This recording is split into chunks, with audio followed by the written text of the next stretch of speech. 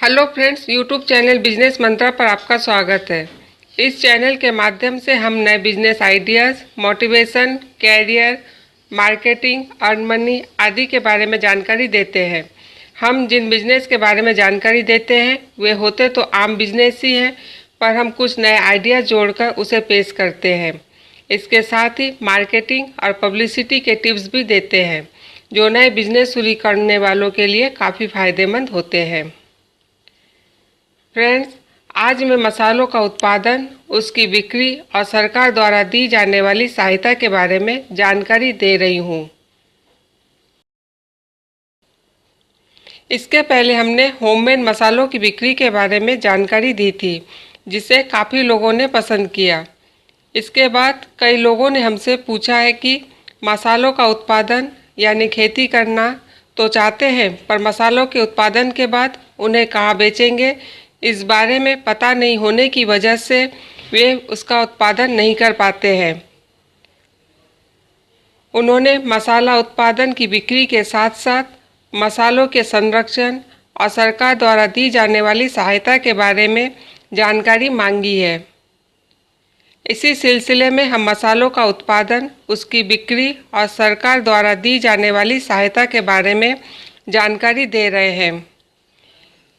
इस बारे में आप पूरी जानकारी चाहते हैं तो वीडियो को अंत तक ज़रूर देखें। हमारे देश में मसालों में धनिया, मेथी, सौंफ, जीरा, सरसों, काली मिर्च, लौंग, इलायची, दालचीनी, जायफल, तेजपत्ता, केसर, कलौंजी, हल्दी, मिर्च, कोकम, लहसुन, अदरक आदि अनेक प्रकार के मसालों की खेती की जाती है। संसद द्वारा पारित अधिनियम के तहत स्पाइसेस बोर्ड के अधिकार क्षेत्र में लगभग 52 मसालों को रखा गया है।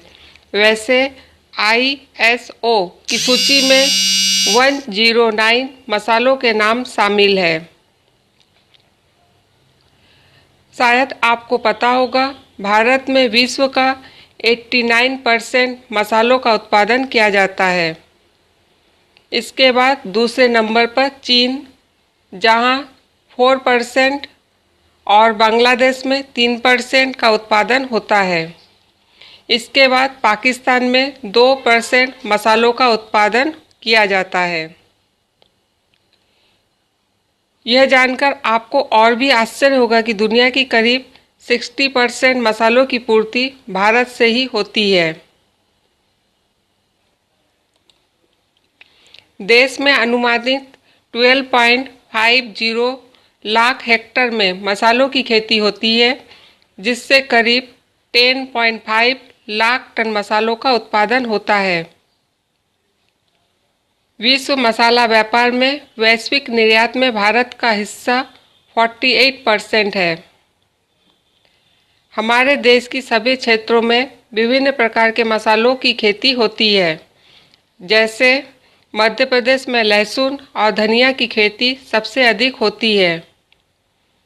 इसी तरह से असम में अदरक, काली मिर्च, हल्दी, मिर्च, इलायची, तेजपत्ता, लगभग सभी तरह के मसालों का उत्पादन होता है। देश के मैदानी या पहाड़ी क्षेत्रों में ही नहीं, यहाँ रेगिस्तानी इलाका राजस्थान में भी धनिया, मेथी, बड़ी सौंफ, जीरा आदि मसालों का उत्पादन काफ़ी बड़े पैमाने पर होता है। केसर का उत्पादन जम्मू एंड कश्मीर में सबसे अधिक होता है। वैसे आजकल देश के अन्य इलाकों में भी केसर की खेती की जाने लगी है।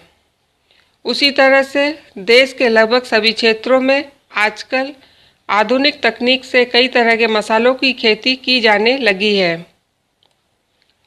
केसर उद्योग के समग्र विकास हेतु जम्मू एंड कश्मीर राज्य में केसर उत्पादन व निर्यात संवर्धन एजेंसी स्पीडा नामक एक विशिष्ट समिति का गठन किया गया है। एजेंसी का मुख्यालय श्रीनगर में है। मसालों की खेती को बढ़ावा देने के लिए भारत सरकार ने प्रमुख मसाला उत्पादक क्षेत्रों में वहाँ के मसालों के समग्र विकास हेतु 10 मसाला विकास एजेंसियां यानी एसडीए का गठन किया है। इन एजेंसियों की अध्यक्षता संबंधित राज्य सरकार के मुख्य सचिव करेंगे और वाणिज्य एवं उद्योग मंत्रालय, राज्य, केंद्रीय कृषि बागवानी मंत्रालय, अन्य संबंधित केंद्रीय राज्य संगठनों, कृषि विश्वविद्यालय, उस क्षेत्र के स्पाइसेस बोर्ड सदस्य और मसाला कृषकों, व्यापारियों तथा निर्यातकों जैसे उद्योग के विभिन्न पन्नधारी इसके सदस्य होंगे। यह एजेंसी इन क्षेत्रों के मसालों के उत्पादन, घरेलू विपणन, गुणवत्ता और निर्यात संबंधी मामलों का निपटारा करेगी।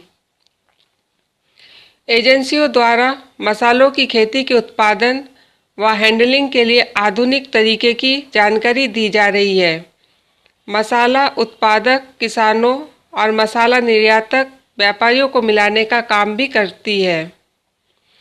मसालों की खेती को बढ़ावा देने के लिए केंद्र सरकार के साथ साथ राज्य सरकार भी कई तरह की योजनाएं चला रही है। राज्य सरकार राष्ट्रीय बागवानी मिशन के तहत मसाले की खेती के साथ ही इससे संबंधित उद्योग इकाई लगाने, भंडार गृह बनाने, छटाई करने, ग्रेडिंग, सॉर्टिंग, कोल्ड स्टोरेज के लिए अनुदान दे रही है। राष्ट्रीय बागवानी मिशन में कोल्ड स्टोरेज पर अधिकतम 4 करोड़ रुपए का अनुदान दिया जा सकता है। इसके अलावा मसाले से संबंधित प्रसंस्करण इकाई लगाने के लिए लागत का 40% और अधिकतम 10 लाख रुपए अनुदान देती है। इसी तरह से खेती में उपयोग होने वाले यंत्र जैसे छटाई करने, ग्रेडिंग, सॉर्टिंग के लिए 35% अनुदान देती है। मसाला फसलों की खेती के लिए लागत का 40% प्रति हेक्टेयर अनुदान दिया जाता है। राष्ट्रीय बागवानी मिशन के तहत मसालों की खेती को बढ़ावा देने के लिए कृषि विभाग खेती की लागत का 50% तक अनुदान देती है। राष्ट्रीय कृषि सिंचाई योजना के तहत फव्वारा, स्प्रिंकल, बूंद बूंद सिंचाई के साथ अन्य पर भी अनुदान दिया जाता है। जैविक तरीके से मसालों की खेती करने वाले किसानों को अतिरिक्त अनुदान दिया जाता है। जैविक खेती करने वालों को लागत का 50% या अधिकतम 10,000 रुपये प्रति हेक्टेयर के रूप में अनुदान दिया जाता है। कीट रोग प्रबंधन के लिए लागत का 30% तक प्रति हेक्टेयर अनुदान दे रही है। इसके अलावा केंद्र व राज्य सरकार द्वारा मसाला उद्योग के विकास के लिए अनेक उपाय और उपक्रम किए जा रहे हैं। इस क्षेत्र में अनुसंधान को प्रोत्साहित करने और निर्यात की गतिविधियों को तेज करने के लिए मुख्य संगठन कृषि और सहकारिता विभाग और भारतीय मसाला बोर्ड है। फ्रेंड्स, भारत की जलवायु ऐसी है जो विभिन्न प्रकार के मसालों के उत्पादन में मदद करती है। कम लागत में अच्छी पैदावार के साथ ही इससे अच्छी आय मिल जाती है। मसाला के विश्व व्यापार को देखते हुए सरकार द्वारा भी काफ़ी मदद की जा रही है। फ्रेंड्स, आप भी अपने क्षेत्र के अनुसार वहाँ उत्पादन होने वाले मसालों की खेती करके अच्छा लाभ कमा सकते हैं। इसके लिए आप अपने क्षेत्र के मसाला विकास एजेंसियों से संपर्क कर सकते हैं।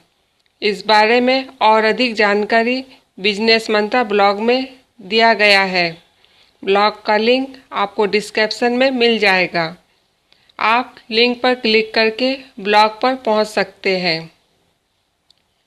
फ्रेंड्स, इस वीडियो से संबंधित यदि कोई प्रश्न हो तो आप कमेंट बॉक्स में लिख सकते हैं। हम उसका जवाब देने की कोशिश करेंगे।